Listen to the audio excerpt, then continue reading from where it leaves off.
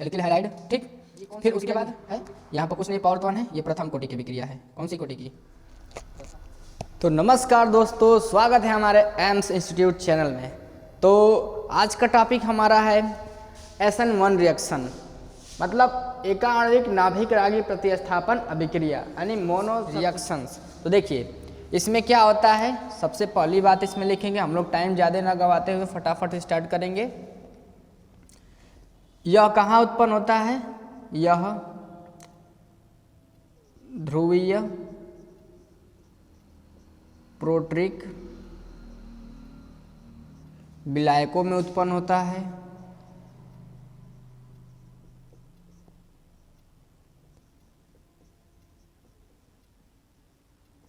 उत्पन्न होता है, ठीक। दूसरी बात, यह अभिक्रिया तृतीयक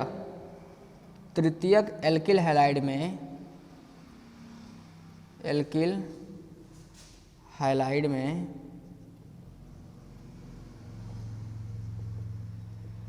संपन्न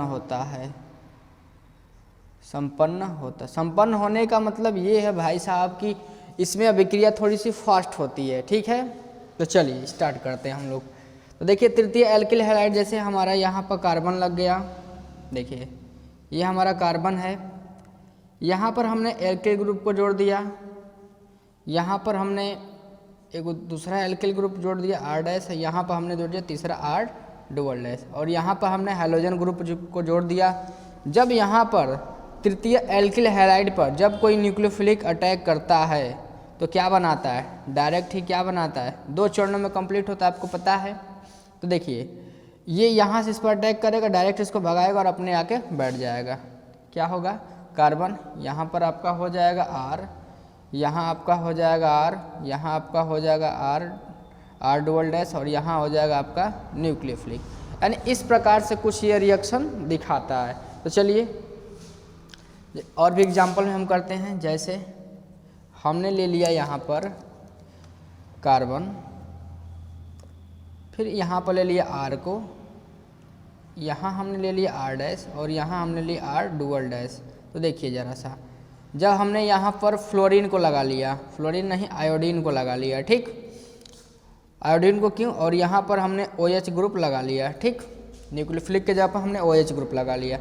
जब ये रिएक्शन करेगा तो यह अभिक्रिया 2 चरणों में कंप्लीट होगी। सबसे पहला चरण क्या होगा, तभी बता रहा हूँ। तो ये क्या करेगा ना, ये इसको भगाएगा, आयोडीन को भगाएगा सबसे पहले। तो क्या बनाएगा? यहाँ R बन जाएगा, यहाँ R' बन जाएगा और यहाँ R', और यहीं पे बन जाता है कार्बोकटायन, ठीक।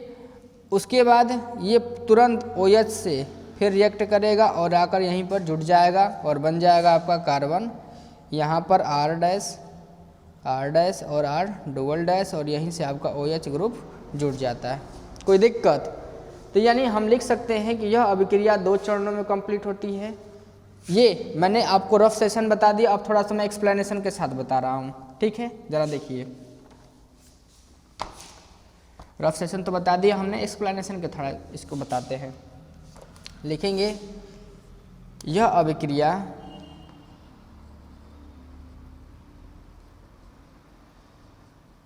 दो चरणों में पूर्ण होती है, 2 चरणों में पूर्ण होती है, ठीक। पहला चरण हम लोग लिखेंगे कार्बोकटायन का बनना, कार्बोकटायन, या इसी को बोलते हैं कार्बोधनायन,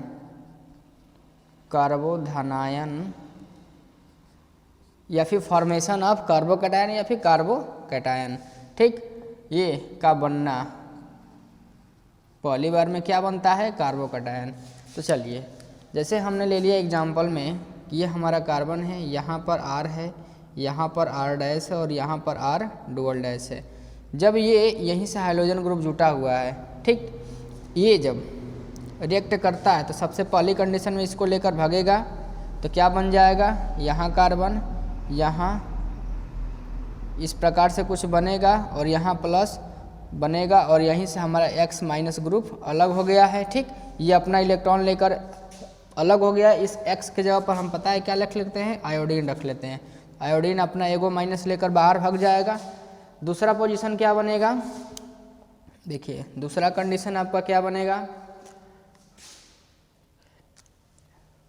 एल्कोहल का बनना, एल्कोहल या फिर प्रोडक्ट का या फिर उत्पाद का बनना, उत्पाद का बनना क्या हो जाएगा। देखिए ये कार्बोकैटायन वाले को ले लेते हैं यहाँ पर। अगले स्टेप में क्या बनाएगा, ये सेकेंड स्टेप है, ये स्टेप मैं बता रहा हूँ, ये स्टेप फर्स्ट है, ये स्टेप सेकेंड है। ठीक, यहाँ R डैश है और यहाँ R डबल डैश है। ठीक, यहाँ कार्बोकैटायन बना हुआ है।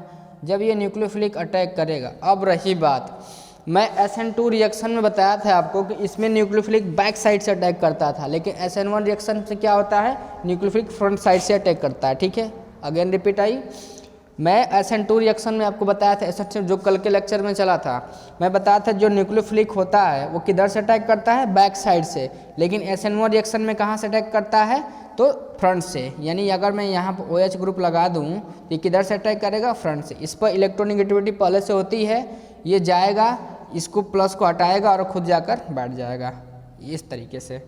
यहाँ कार्बन, यहाँ R हो जाएगा, यहाँ R डैश, और इनके बीच में थोड़ी सी रिपल्सन बढ़ा देगा और यहाँ पर आपका हो जाएगा OH। इस प्रकार से हमारा फाइनल प्रोडक्ट एल्कोहल बन जाता है, 3 डिग्री एल्कोहल। ठीक, अब रही बात, जरा सा देखिए, अगर मैं इसकी अभिक्रियाशीलता की बात करूं, अभिक्रियाशीलता,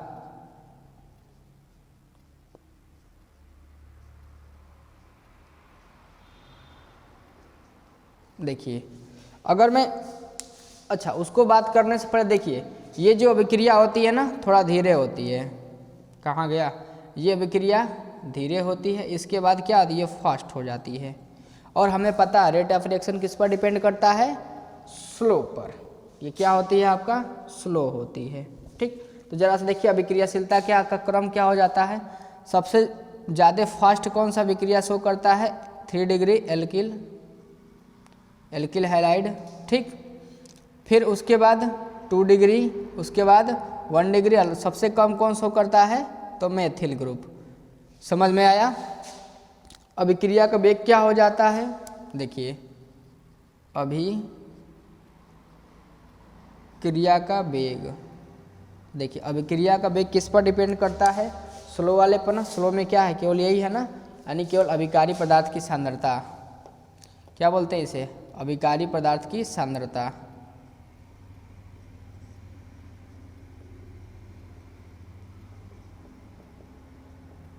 यानी अभिक्रिया का वेग, जो वेग है वो किसके अनुक्रमानुपाती है, क्या है यहाँ पर C, यहाँ इस तरीके से है, यानी C, और मैं यहाँ पर एगो R यहाँ लगा दूँ, एगो R यहाँ पर, और R डबल डैश यहाँ पर, और यहाँ पर हाइड्रोजन ग्रुप लगा दूँ।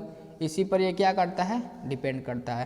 तो अभिक्रिया की कोटि क्या हो जाएगी, कोई बताएगा, इस अभिक्रिया की कोटि क्या हो जाएगी। ये कौन सी अभिक्रिया की है, यहाँ पर कुछ नहीं, पावर तो 1 है, ये प्रथम कोटि की अभिक्रिया है। कौन सी कोटि की, प्रथम कोटि की अभिक्रिया है। कोई दिक्कत, पहचान जाएंगे, अच्छी बात है। अच्छा चलिए, रिएक्टिविटी देख लिया हमने, ये देख लिया, ये रेट ऑफ रिएक्शंस देख लिया। और इसमें सॉल्वेंट यानी विलायक कौन सा यूज होता है, विलायक कौन सा यूज होता है, पोलर प्रोट्रिक सॉल्वेंट, यानी ध्रुवीय प्रोट्रिक विलायक। ठीक, अगर मैं यहाँ पर बातें करूँ, अब इसमें क्या बातें छूट रहा है, आपका अभिक्रिया का दर हो गया 1 डिग्री 2 डिग्री, ये भी बात बता दिया हमने, ये भी बात बता दिया। जैसे मैं और एग्जांपल आपको दूँ, एग्जांपल में जैसे इस R के जगह पर मैं रख लेता हूँ, ये हमारा कार्बन हो गया, यहाँ पर हमने CH3 ग्रुप को जोड़ा, यहाँ CH3 ग्रुप को, और यहाँ हमने CH3 ग्रुप को जोड़ा। ठीक, और यहाँ आपका फ्लोरीन ब्रोमीन ग्रह, इस पर मैं रिएक्शन करा रहा हूँ एल्कोहल का, तो डायरेक्ट OH का मैं रिएक्शन करा रहा हूँ, क्या बन जाएगा, डायरेक्ट इस पर इलेक्ट्रोनेगेटिव माइनस को चार्ज होता है, ये जाएगा इस पर अटैक डायरेक्ट ही करेगा, ये इसको यहाँ से लेकर भाग जाएगा, तो क्या बन जाएगा, ये C, यहाँ CH3 हम लगा लेते हैं, यहाँ CH3, ठीक, यहाँ CH3 लगा लेते हैं, और यहाँ क्या बन जाएगा आपका OH। और एग्जाम्पल मैं आपको दूँ तो देखिए, और एग्जाम्पल क्या होता है, जैसे मैं यहाँ पर आपको लिख दूँ C2H5, यहाँ पर मैं लिख दूँ, यहाँ पर मैंने CH3 लिख लीजिए, और यहाँ पर भी लिख लिए CH3, यहाँ पर मैंने लिख दिया आयोडीन को, आयोडीन मत लिखिए, यहाँ पर लिख लीजिए आप क्लोरीन को, और मैं यहाँ से आयोडीन ला रहा हूँ, तो आयोडीन की रिएक्टिविटी क्या होती है, ज़्यादा होती है, ये इस पर अटैक करेगा, फिर क्या बना देगा, डायरेक्ट ये न्यूक्लियोफिलिक की तरह रिएक्ट करेगा, ये जाएगा इसको क्लोरीन को हटाएगा और खुद बैठ जाएगा, क्या बनाएगा C2H5, यहाँ पर आपका हो गया CH3, यहाँ क्या हो जाएगा आपका CH3, और यहाँ खुद जाकर आयोडीन आकर बैठ जाएगा, यानी इसकी रिएक्टिविटी क्या होती है, सबसे ज़्यादा होती है, इसकी अभिक्रियाशीलता बहुत ज़्यादा होती है, ठीक है। तो इतनी बात हो गया, आपका समरी भी हो गया टोटली, ये अभिक्रिया 2 चरणों पर, पहले चरण क्या होता है, कार्बोकैटायन का बनना, ठीक। ये हमारा SN1 के बारे में कुछ छोटी छोटी जानकारियाँ रही, ठीक है। ये बोर्ड एग्जाम के लिए बहुत ही इंपॉर्टेंट टॉपिक होने वाला है आपके लिए, ठीक है। तो आज के लिए बस इतना ही, थैंक यू, नमस्कार, और हमारे चैनल को दूसरे के लोग के पास भी फैलाते रहिए, ओके, धन्यवाद।